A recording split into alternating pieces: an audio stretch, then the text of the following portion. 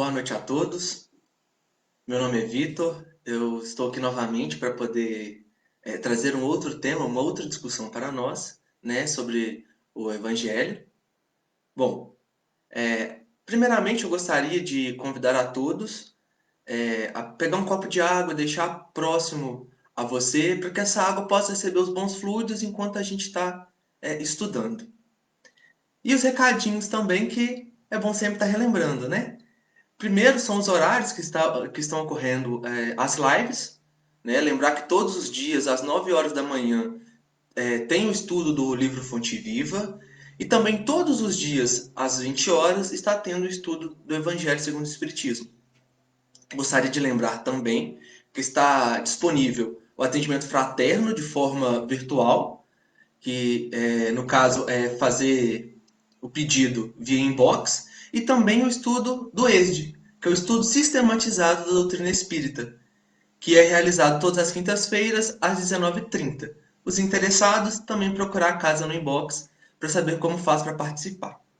Bom, dados os recados, eu gostaria de convidar todos a se concentrar neste momento para que possamos fazer nossa prece e iniciar assim o nosso estudo.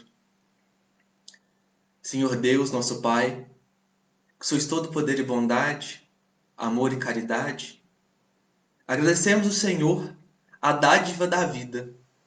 Agradecemos ao Senhor a possibilidade de estarmos sempre nos melhorando. Agradecemos ao Senhor, Pai, pelas dificuldades em nossos caminhos, pois sabemos que elas nos auxiliam a alcançar os céus. Senhor de infinita bondade, pedimos que teu amor possa chegar no coração mais endurecido desse mundo, Pai.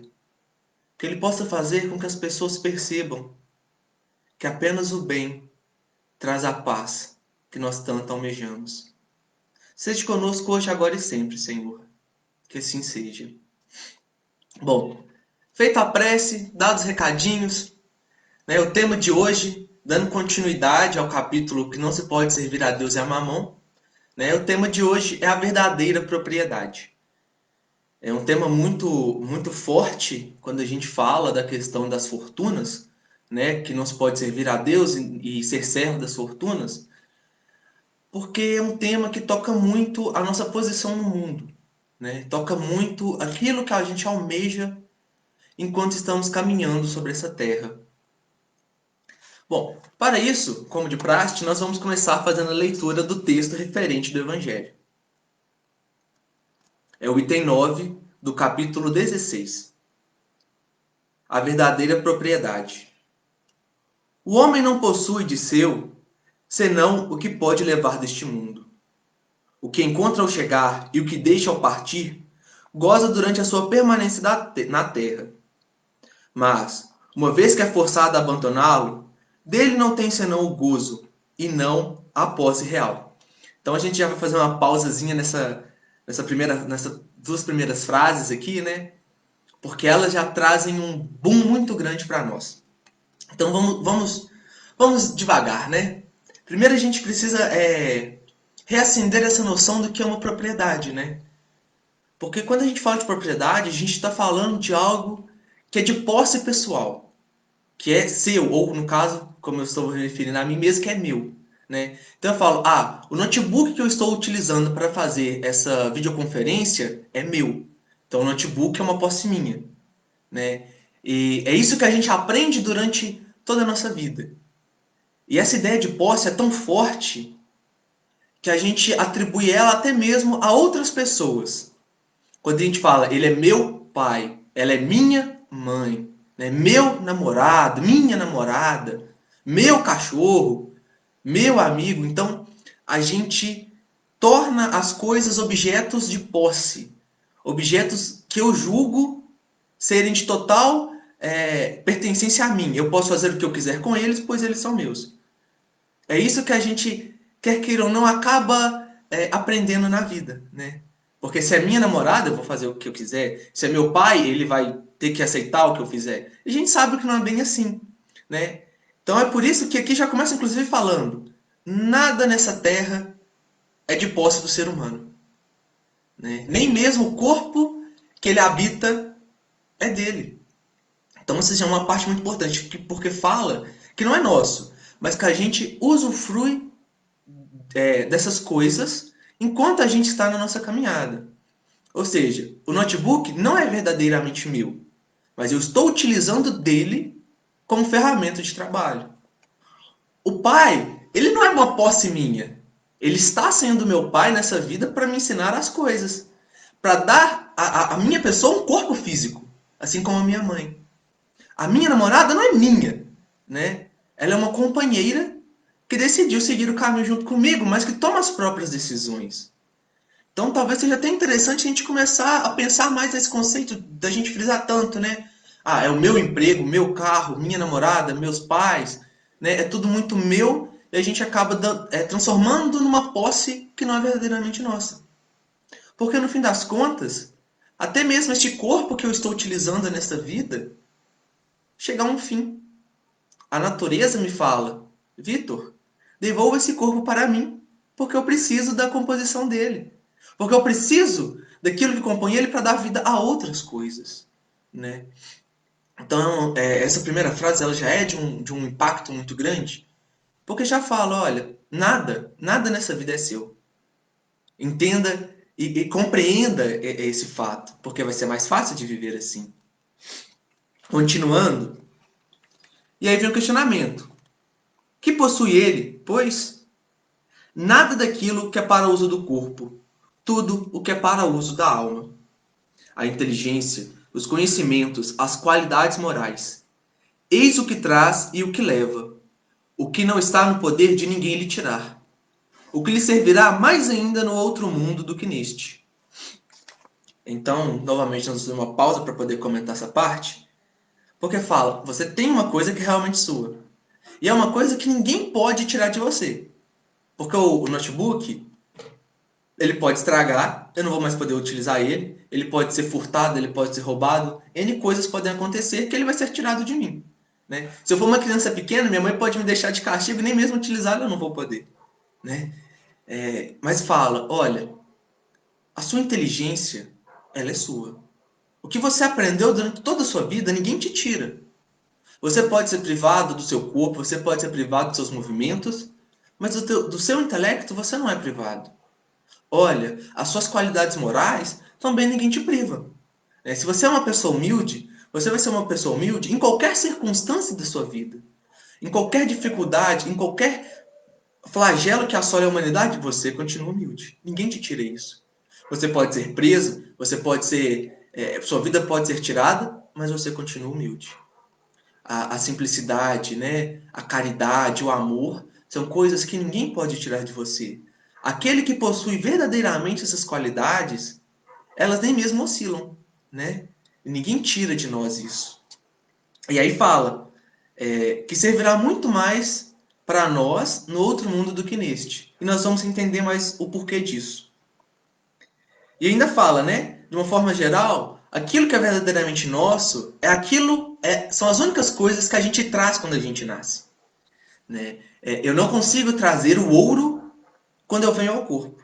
Eu não consigo trazer um carro quando eu venho ao corpo. Né? Eu consigo trazer minha inteligência, minhas afeições, minhas amizades, né? Minhas inimizades. São esse tipo de coisa que a gente traz. Esse tipo de coisa que é nosso e que a gente pode realmente resolvê-los. Né?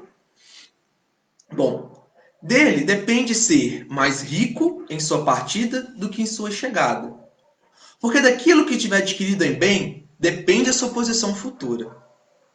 Quando o homem vai para um país longínquo, compõe a sua bagagem de objetos usáveis no país, mas não se carrega daqueles que lhe seriam inúteis. Fazei, pois, o mesmo para a vida futura, e fazei provisão de tudo o que poderá nela vos servir. Então aqui termina falando, né, que cabe a nós tentar angariar mais qualidades, mais conhecimento, mais avançamento moral nessa vida. Porque quando eu partir dela, a minha balança vai ser entre o que eu trouxe e o que eu estou levando. E o que eu estou levando é sempre do mesmo tipo de coisa do que eu trouxe. Então, é interessante para mim, se eu vim com duas amizades verdadeiras, sair desta vida com quatro, com três. Né? Se eu vim nessa vida com três inimigos, que eu saia dela com um, com dois, que já é uma situação melhor para mim. Porque pensando na vida futura, pensando no reino dos céus, é isso que eu tenho que almejar e é isso que eu tenho que buscar. Porque quando a gente fala nesse capítulo, né, que não se pode servir a Deus e ser servo da fortuna, é ser servo das coisas do mundo.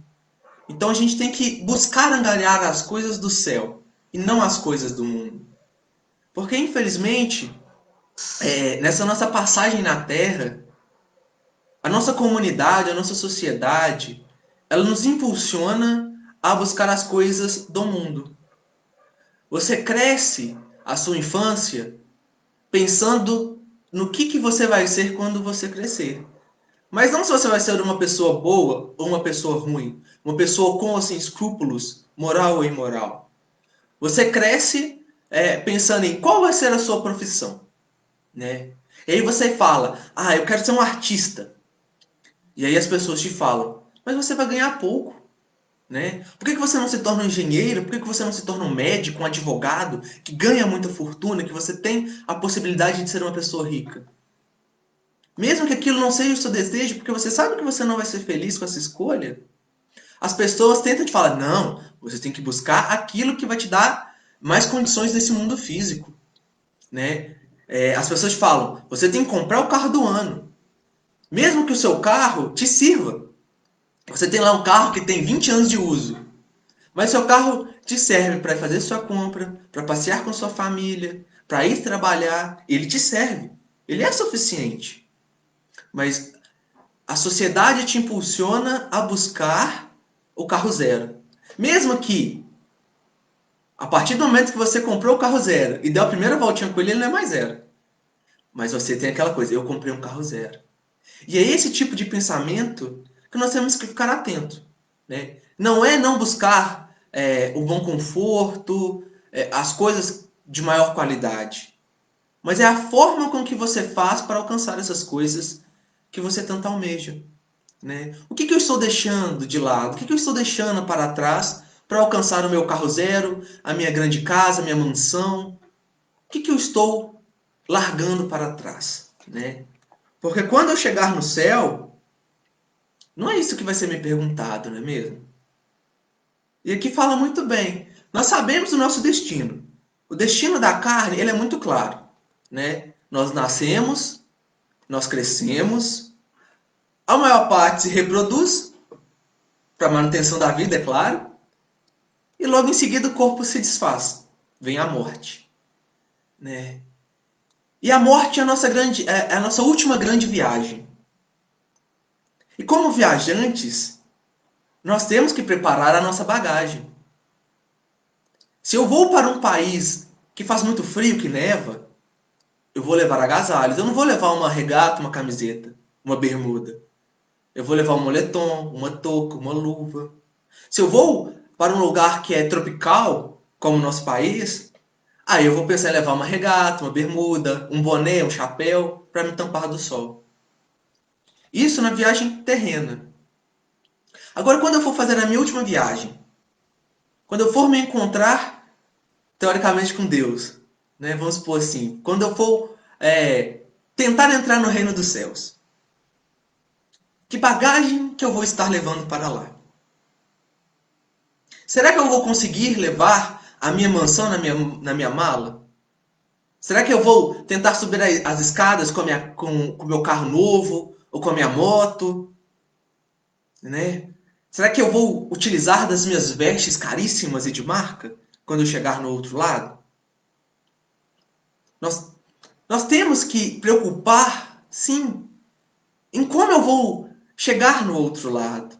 Não que eu vou fazer a minha vida apenas disso, mas eu tenho que entender a duplicidade que é a minha vida. A minha vida ela é composta pela parte terrena e pela parte espiritual. Ou seja, eu tenho que me preocupar com o meu corpo e com a minha estadia na Terra. Mas eu também preciso me preocupar com a minha estadia no mundo dos espíritos. Eu preciso me preocupar quando eu chegar no céu, o que eu vou ter lá também. E aí aqui continua falando. Eu não acho necessário que a gente leia toda essa parte, mas eu vou comentar com vocês o que está escrito aqui. Porque Pascal, que é quem dita esse texto, ele foi ditado em Genebra em 1860. Pascal ele faz uma comparação justamente com aquela pessoa que viaja. E ele diz, né, que o viajante, chegando à estalagem, aquele viajante que tem muito dinheiro, a ele vai ser dada a oportunidade de se alocar no melhor quarto que tiver lá. Aquele que não tiver tanta condição financeira, chegando na estalagem, ele vai conseguir um quarto de acordo com seu montante. E aquele que nada tiver, vai dormir na palha, ou seja, ele vai ficar ao relento porque ele não tem condição de pagar um quarto no hotel. Assim é na terra. E ele vai e fala: no reino dos céus acontece da mesma forma. Quando chegarmos no reino dos céus, será nos ofertado as nossas estadias de acordo com aquilo que a gente tiver, né, de acordo com a nossa fortuna pessoal. Só que a grande diferença entre a estalagem na terra e a nossa chegada no plano espiritual é porque lá o ouro não me importa. Os bons espíritos não me perguntarão qual era a minha fortuna na terra. Eles não me perguntarão quais foram os meus títulos, quais foram as minhas formações, de qual família eu vim, que profissão eu exerci na terra. Isso para eles pouco importa. Então as moedas que têm valor aqui na terra, para eles não têm valor. Valor nenhum. Eles me perguntarão que bem eu fiz, qual qualidade eu prestei aos meus semelhantes. Esta é a verdadeira moeda de Deus, né? Porque o reino dos céus você não compra. Você não consegue comprar sua casinha lá no céu, né? Você não consegue comprar sua passagem para as boas novas. Você conquista ela com seus méritos. E méritos esses que são os méritos das boas qualidades, né? Da boa moral, da boa conduta, do esforço em praticar o bem. Essa é a verdadeira moeda do reino dos céus, que nem mesmo é uma moeda, né? Porque a gente dá tanto valor aqui na Terra a um simples pedaço de metal ou uma simples folha de papel, né? Que a gente inventa um valor e dá a ela mais importância do que a nós mesmos, né? Sacrificando tantas coisas e tantas pessoas para alcançar algo que não tem um valor verdadeiro. Porque uma boa amizade, né, um bom relacionamento, ele é duradouro e ele é infinito. Ele está para sempre com você. Agora, um montante de notas, um montante de metal, que serve apenas como troca, no momento em que você troca aquele metal, você já perdeu toda aquela fortuna, todo aquele montante. Aí você me fala, Vitor, mas eu tinha 100 mil reais e paguei 100 mil reais num carro novo. Eu tenho aqueles 100 mil reais, porque ele é o meu carro. E eu lhe digo, não, você não tem os 100 mil reais. Você tem um carro que um dia custou 100 mil reais. Mas é um carro que agora, se você for vender ele, ele não vale nem 60 mil reais mais. Ele é um carro que pode estragar e você não vai usufruir dele mais. Ele é um carro que pode ser roubado e você vai perder ele. A boa amizade não. A boa amizade, por mais que você não tenha mais tanto contato com a pessoa, você ainda tem os bons momentos na sua lembrança. Que você lembra e fala, nossa, eu tive uma boa amizade. Eu tive alguém que eu pude contar. E eu sei que se eu precisar entrar em contato com aquela pessoa, ela vai me responder. É uma diferença muito grande de situações e de importâncias que às vezes a gente inverte. Então, essa primeira parte desse item chamado a verdadeira propriedade, eles vêm justamente nos chamar a atenção, né, aquilo que realmente tem valor na vida. E aí fica o questionamento para nós. O que eu estou fazendo com a minha vida? Eu estou dando mais importância aos bens materiais? Ou eu estou dando mais importância ao meu convívio com as pessoas, com o meu melhoramento moral, com o meu bem-estar físico e espiritual? Né? E aí tem uma historinha que eu gostaria de contar para vocês antes da gente continuar com esse tema da verdadeira propriedade. Nós falamos muito dos valores, né, que as coisas possuem. E tem uma história É uma história oriental. Eu não lembro o nome do livro ao certo, tá? Que contém ela. Mas depois, se vocês ficarem curiosos, pode deixar aí no comentário que eu respondo depois. Mas que ele conta mais ou menos assim, né? Fala-se que existiu um homem sobre essa terra que foi muito ruim. Ele é uma pessoa extremamente maldosa e impiedosa, que não deixava nem mesmo uma mosca viva. E teve um dia, né, que ele viu uma aranha. Normalmente ele pisava, matava a aranha porque ele não ligava. Só que ele decidiu fazer diferente. Ele falou: não, deixa essa aranha em paz. Ela não me importa muito agora, né? E aí guarda essa fada da aranha. E óbvio que com o passar do tempo, como todos sabemos, uma hora a gente morre. E ele morreu, né? Então ele vai para um lugar que é teoricamente algo parecido com o que a gente conhece como inferno. E como por ser uma história oriental não é bem inferno, mas é a melhor forma da gente fazer uma analogia e entender a situação. Estando lá no inferno, chega um momento em que ele pede socorro. Mesmo o homem mais impiedoso do mundo pediu socorro, que não aguentava mais aquela tortura infinita. E aí conta a história que desce um anjo, né, ou algo semelhante a um anjo, para nosso entendimento, e fala com ele.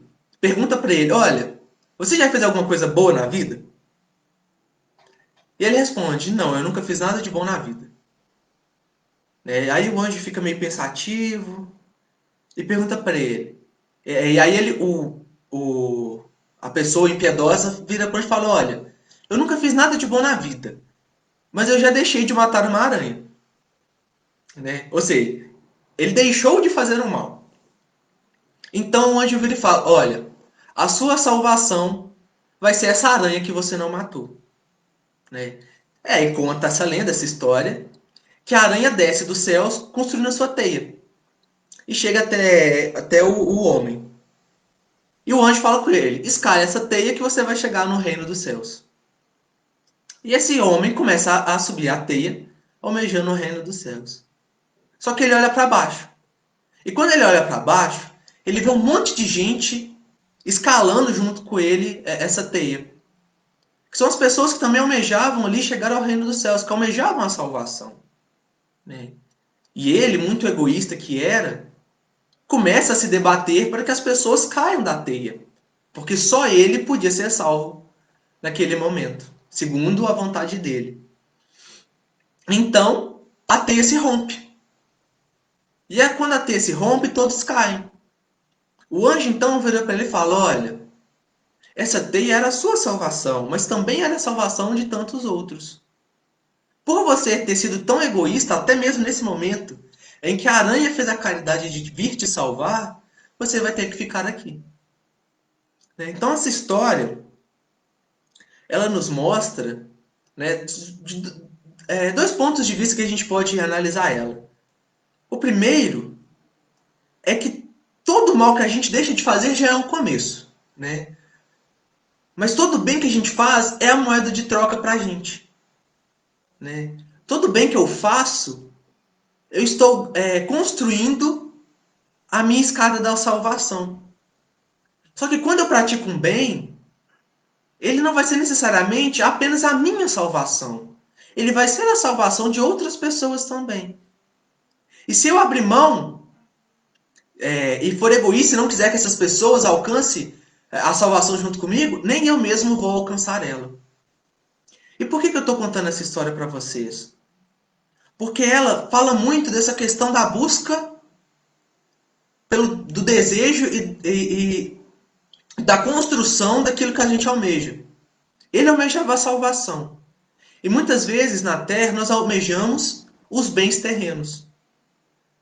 E aí na nossa construção, na nossa jornada até alcançar aquilo que a gente deseja, a gente passa por muitas pessoas. A gente passa por muitas situações.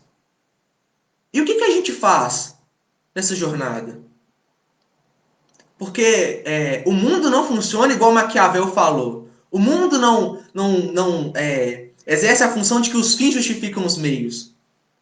Os meios são o alicerce do fim. E eles são importantes. Porque se você tiver um alicerce fraco, a construção vai ruir. né? E nós vemos que a gente vai almejando um bom emprego, uma boa fortuna, e vai ali se esforçando para conseguir aquilo. E quando chega no final? O que acontece no final? Será que eu vou me realizar verdadeiramente? Será que eu vou sentir o alívio e poder falar comigo mesmo? Eu conquistei tudo que eu queria, agora eu vou viver uma vida tranquila? A gente sabe que não funciona muito bem assim, né? Normalmente, os grandes exemplos que a gente tem de pessoas que almejaram e tiveram grandes fortunas, no final não é um final tão feliz. E não é por causa da fortuna, mas é porque se esqueceu dos bens espirituais, se esqueceram das boas amizades, se esqueceram da moral, da companhia, do amor e da caridade. E aí se tem uma riqueza vazia, se tem uma riqueza solitária.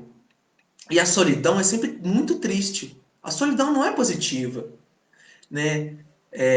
Há um tempo atrás, uns 3, 4 meses, eu estava lendo uma matéria na BBC que falava justamente sobre isso. De uma pessoa que conquistou tudo o que desejava, tinha um bom emprego, tinha um bom carro, tinha uma boa casa, mas se sentia solitária. Porque chegava o final do dia, quando ela largava o emprego, ela não tinha ninguém para poder conversar com ela, não tinha ninguém para poder dividir as dores e as alegrias com ela. Ele tinha os funcionários que, se fossem sair com ele, ia sair porque são funcionários, ele era o chefe. Mas ele não tinha ninguém para realmente compartilhar os momentos com ele. Então ele era uma pessoa solitária e triste. E aí que nós devemos tomar o cuidado e a atenção para a forma com que nós estamos conquistando as nossas fortunas, os nossos bens, né? Será que nós estamos passando em cima das pessoas para poder conquistar aquilo que a gente quer? Será que a gente está deixando de lado a nossa família, os nossos amigos, os nossos amores, para conquistar uma boa casa e um bom carro? E quando eu conquistar aquele bom carro, aquela boa casa, com quem que eu vou dividir? Com quem que eu vou festejar os bons momentos? Né? Nós vemos, às vezes, estruturas familiares se ruírem porque o pai não é presente. Ou a mãe não é presente porque o pai trabalha o dia inteiro para poder conquistar os bens materiais para ofertar para a família. Mas aí o pai não vai participar da vida do filho, não vai ver ele começar a andar, não vai ver ele falar as primeiras palavras, não vai estar presente com ele quando ele tirar uma nota baixa, nem quando ele tirar uma nota alta. Não vai estar com o filho quando ele começar a namorar, quando ele começar a ter interesse por essas coisas, quando ele entrar na faculdade. Não vai estar presente junto com a sua companheira no momentos de dificuldade ou nos momentos de alegria. Né? Vai chegar em casa à noite, vai jantar a comida fria, vai dormir 4 horas por dia, acordar de madrugada e tem que trabalhar e tem que atender ligação no final de semana. E aí a mulher começa a perder o interesse por ele, porque não tem atenção. O filho nem conhece o pai, não tem nem coragem de chamá-lo de pai, porque para ele é um estranho. E aí a família rui, o homem fica sozinho, a mulher vai procurar outros amores. Por quê? Porque se deu à fortuna muito mais atenção do que à própria família. De que valeu todo esse esforço se no final de sua vida, se na sua velhice, ele vai estar sozinho, sentado em seu sofá na sua grande mansão? De que adianta ele ter uma fazenda de sei lá quantos mil hectares, se não tem ninguém para ir lá correr com ele, soltar uma pipa, andar de cavalo, ou até mesmo só ver o pôr do sol? De que adiantou almejar tanta fortuna se não tem com quem dividir? Então essa primeira parte da verdadeira propriedade nos chama atenção para isso. Essas coisas são efêmeras. A grande fortuna vai passar. O meu corpo vai envelhecer, a minha energia vai se esvair. E o que eu vou levar disso tudo? Né? Eu tenho que me esforçar, na verdade, para angariar as boas condutas e os bons amigos, as boas escolhas, para que ao final da noite, mesmo que eu ganhe só um salário mínimo, eu poder deitar minha cabeça no travesseiro, olhar ao lado, ver minha esposa ou meu esposo, sorrindo e alegre por estar ao meu lado. Por no final de semana, eu não ter dinheiro para ir no cinema, mas eu tenho dinheiro para comprar um sorvetinho e tomar com minha família rindo, né? Ou então poder simplesmente sentar no sofá e ver um programa de televisão, ver meus filhos brincar, ver meus filhos crescerem, ver o meu pai presente, né? A gente não precisa de muito para ser feliz. Mas a gente ainda insiste, às vezes, em buscar a felicidade através dos bens materiais. Só que quanto mais eu tenho, mais eu vou querer. Porque se hoje eu tenho um notebook que custou lá R$ 1.500, amanhã vai ser lançado um que custa 2.000, que é melhor do que o meu. E aí mesmo o meu me servindo maravilhosamente bem para tudo que eu preciso fazer, eu vou querer um novo, porque o novo tem um status mais poderoso, né? Ah, eu tenho um carrinho velho que me serve bem, mas aí eu vou querer um carro novo porque o meu vizinho comprou um carro novo, né? Então, às vezes, nós nos pegamos presos a alimentar os nossos vícios morais por causa da fortuna. Porque quanto mais eu tenho, mais eu vou querer. E aí eu vou em contramão a tudo que o Cristo falou. E aí não vai adiantar eu ir na igreja, eu ir no templo, não vai adiantar completamente as minhas orações, porque o meu coração ainda vai estar preso no mundo. E enquanto meu coração estiver preso no mundo, eu vou estar preso no mundo. E aí as dores vão ser muito grandes. As dificuldades vão ser muito grandes. Porque eu não vou ter perspectiva de um futuro em que eu não dependa dos bens materiais. Isso se torna muito claro quando a gente vê essa situação que a gente vive de pandemia. Onde muitas pessoas se preocupam de forma primeira com os bens materiais. Se preocupa primeiro com o emprego, se preocupa primeiro com a fortuna que vai perder, se preocupa em não poder mais ir no shopping, em não poder mais fazer um churrasco com os amigos. E até mesmo esquece que a principal coisa que a gente tem que fazer na vida é se manter vivo. Porque se eu não me mantiver vivo, não adianta eu ter a maior fortuna do mundo, porque eu não vou poder usufruir nada dela. Não adianta eu correr atrás de fortunas se eu morrer amanhã. Não que eu não deva me preocupar em ter um emprego, porque eu preciso do meu emprego para poder alimentar minha família e a mim mesmo. Mas que eu não posso dar toda a minha atenção e toda a minha preocupação a isso. Porque senão eu vou ficar sem meu emprego, sem minha família, sem minha vida. Né? Não adianta eu ir trabalhar se eu não tomar os cuidados devidos de usar uma máscara, de usar um álcool em gel e voltar morto para casa. Porque aí de nada valeu. Então nós devemos saber equilibrar a fortuna do mundo com a fortuna dos céus. Eu tenho que saber equilibrar os meus bens materiais com meus bens morais, com meus bens intelectuais. Porque é só o equilíbrio que vai me trazer a verdadeira felicidade. Porque também não adianta eu ficar parado neste mundo e não ter condições de cuidar nem mesmo do meu corpo. Porque a gente também não pode querer viver da mendicância, né? De ficar querendo viver de esmolas. Porque eu preciso cuidar do meu corpo. Então é importante que a gente busque o equilíbrio na situação. Continuando o evangelho, um espírito protetor que não se nomeia, ele nos passa uma outra mensagem em 1861, na cidade em Bruxelas. Novamente, eu não julgo necessário a leitura completa do texto. Mas essa parte do texto tem uma parte muito interessante que eu vou ler, para que nós possamos discuti-las. Os bens da terra pertencem a Deus, que as dispensa à sua vontade.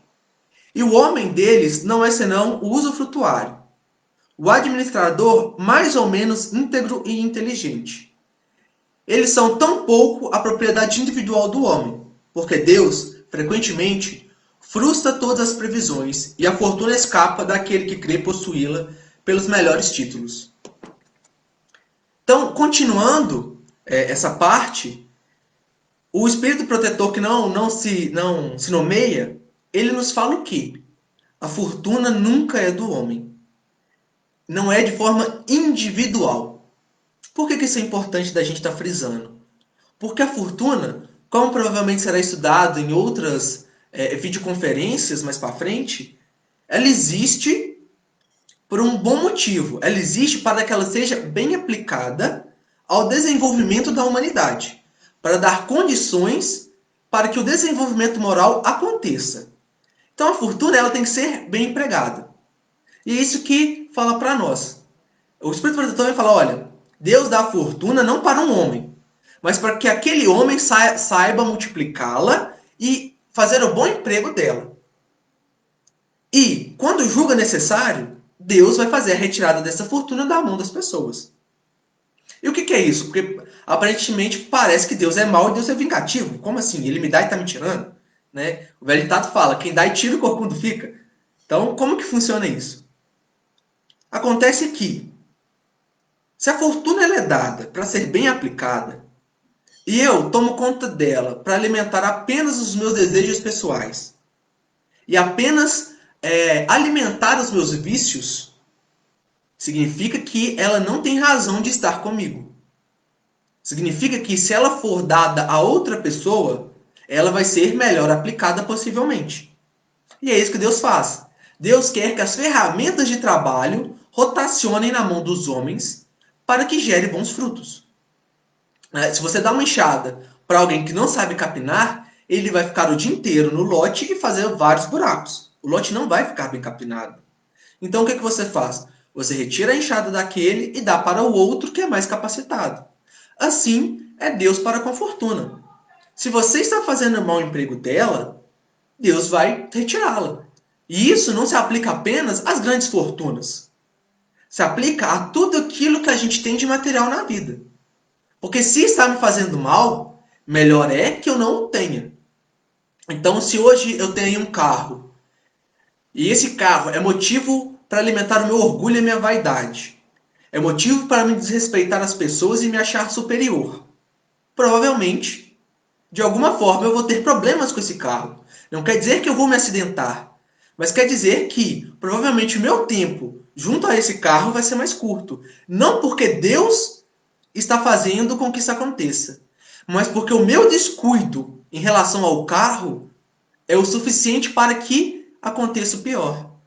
Por quê? Meu carro me alimenta orgulho e vaidade. E eu não vou dar a atenção devida a ele. De cuidar, de deixar ele ser apenas um carro, significa que provavelmente eu vou dirigir de forma irresponsável, que eu não vou fazer todas as manutenções necessárias, porque eu vou me atentar mais à estética do que à mecânica do veículo. Significa que eu estou fazendo mau uso do veículo. E aí eu causo a minha perda do veículo. Assim é a fortuna. Se eu tenho muito dinheiro e não sei lidar muito bem com esse dinheiro, e desejo cada vez mais, e começo a jogar com esse dinheiro, fazer jogos de aposta, o mais provável é que eu perca minha fortuna. E não porque Deus foi mal comigo, mas porque eu não soube utilizar da minha fortuna. Porque eu peguei ela e gastei de forma errônea. Né? Se eu vou lá e gasto meu dinheiro com as drogas, com as drogas ilícitas e ilícitas, né? Com álcool, com tabaco ou com outras substâncias, não é Deus que está tirando minha fortuna de mim. Sou eu que estou gastando ela de forma indevida. Se eu sou o dono de uma empresa e eu trato mal meus funcionários, eu faço esquemas ilícitos e corruptos para alcançar mais dinheiro, uma hora a casa vai cair e eu causei a minha própria ruína. Né? E aí meus funcionários não vão querer trabalhar direito para mim. Provavelmente a Polícia Federal vai restringir meus bens, porque eu não soube lidar com a minha fortuna. E não porque Deus retirou ela de mim. Porque a gente fala de uma forma como se Deus fosse mal. Como se Deus fosse tirar a fortuna de mim. Enquanto, na verdade, eu estou fazendo as ações que fazem com que a fortuna se esvaia. Deus só permitiu que acontecesse porque Deus nos deu o livre-arbítrio. Né? Tem um exemplo que eu não vou citar nome, porque citar nome não é legal, mas de uma pessoa, né, que teve um grande terreno, que seria uma fortuna muito grande, mas que não soube lidar com ele. Ela queria mais e foi trocando o terreno por outras pessoas em outras coisas, por dinheiro e por outros bens, e no final não ficou nem com o terreno nem com os bens, porque não soube lidar com com esse montante que um dia ele teve, né? E assim são várias outras pessoas que quando ganham alguma coisa não sabem lidar com aquilo. Então, gente, a fortuna ela é muito disso. Ela serve no mundo para a gente aplicar bem. E se a gente aplicar mal, ela vai ser tirada de nós pelos nossos próprios erros. Né? Bom, então, para a gente poder estar finalizando, porque o estudo de hoje foi um pouquinho mais rápido que o último que eu dei, tem uma história que eu acho que ela representa bem todo esse percurso que a gente foi falando, de eu ter ou não ter uma fortuna, de eu saber lidar com essa minha fortuna e de como que eu faço a minha jornada. Aí eu vou contar esse pequeno resumo da história para vocês e aí eu faço um comentáriozinho breve em cima, tá bom? Essa história, na verdade, ela não é nem uma história religiosa, vamos supor assim, ela é uma história em quadrinhos que ela chama Magnetar. Ela é de uma coleção do Maurício de Souza que saiu, escrita por outros autores, né? E por que eu escolhi contar essa história para vocês?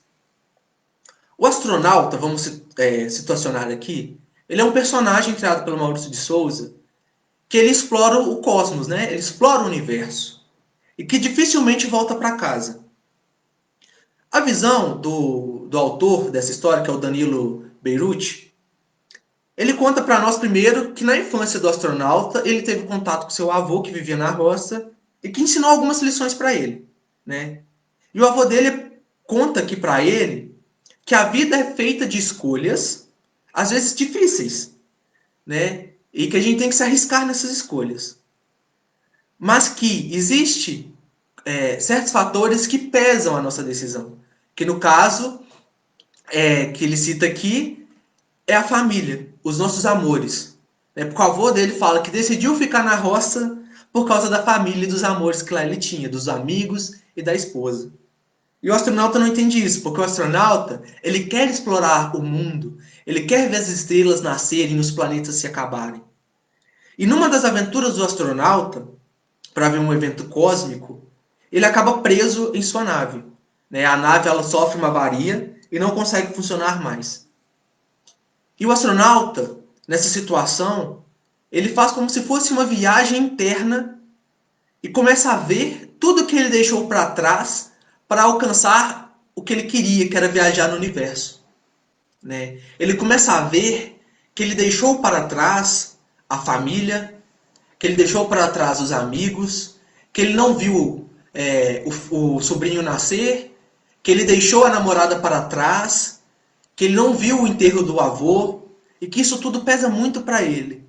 Mesmo ele tendo alcançado o seu desejo maior, que era viajar no mundo, no universo. Né?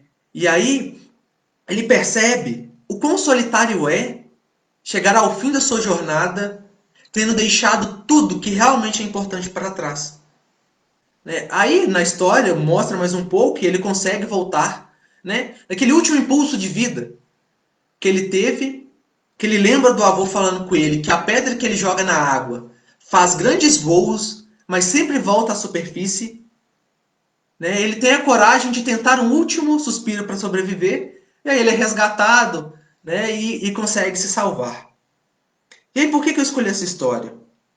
Porque é muito interessante se comparar a nós. Porque nós temos grandes desejos de às vezes se tornar um grande profissional ou ter uma grande fortuna.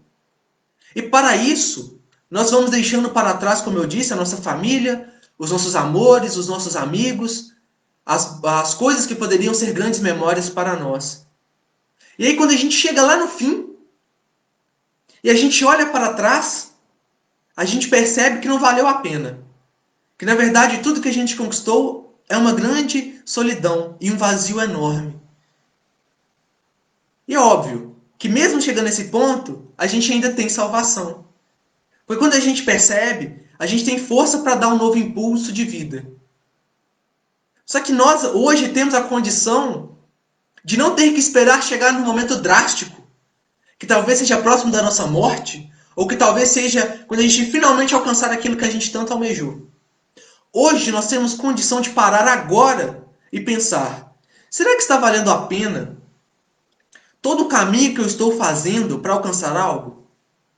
Será que está valendo a pena eu deixar minha família de lado?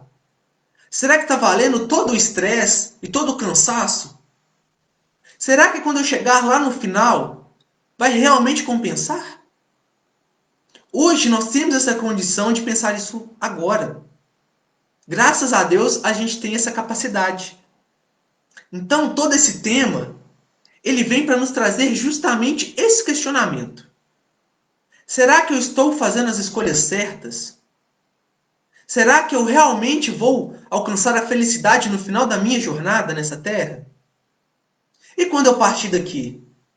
Será que eu vou ter realmente a felicidade? Ou será que a minha consciência vai pesar demais? Porque eu deixei de fazer tantas coisas que eu realmente queria ter feito e que eu sei que seria melhor para mim. Esse é o grande questionamento. E aí, como no final da história, é válido lembrar que quando a gente decide realizar a mudança, quando a gente percebe e quer mudar, a ajuda vem.